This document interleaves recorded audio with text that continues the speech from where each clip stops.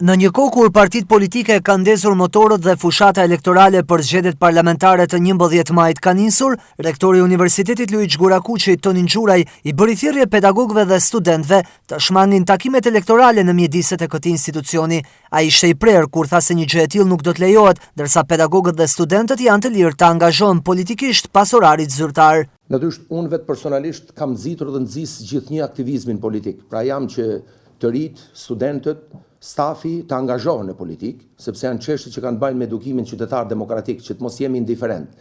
Por duke pas parasysh pozicionin e universitetit, rolin që ka universiteti, profilin e kështu me radhë, me qenë se ne shumë shpejt do hyjmë në një fushatë zyrtare zgjedhore, ftoj studentët dhe pedagogët që të shmangin takimet elektorale në mjediset e universitetit, dhe natyrisht gjatë orarit zyrtar të punës, 8-4:30, takime me kandidat të forcave të ndryshme politike.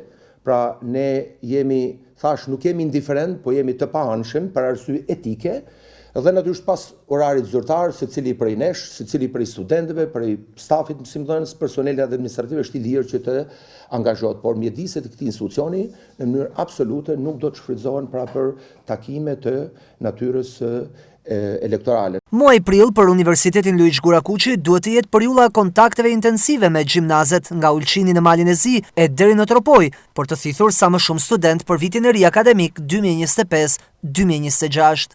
Do jetë një PR-izim i fortë i këtyre programeve, në mënyrë që të mund të kemi mundësi të tërheqim sa më shumë student të ri, jo vetëm Shkodër, por siç kemi thënë, kryesisht në hapësirën veriore dhe verilindore të vendit.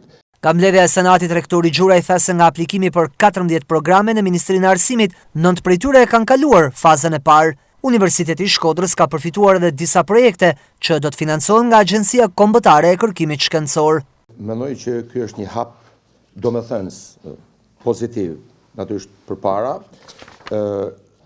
Ajo që bie në sy është programi bachelor trashëgimi kulturore, që është me Universitetin e Salentos dhe është një program i dyfisht.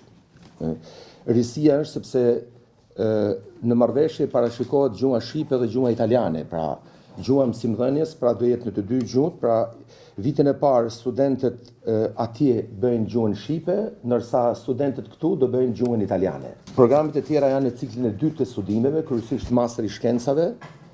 Pra kemi tek Fakulteti i Gjuhëve të Huaja 4 programe, që është master i shkencave në mësuesi gjuhë huaj, që është gjuhë italiane, master i shkencave në mësuesi gjuhë huaj gjuhë frënge, master i shkencave në mësuesi gjuhë huaj gjuhë gjermane dhe master i shkencave në mësuesi gjuhë huaj gjuhë angleze.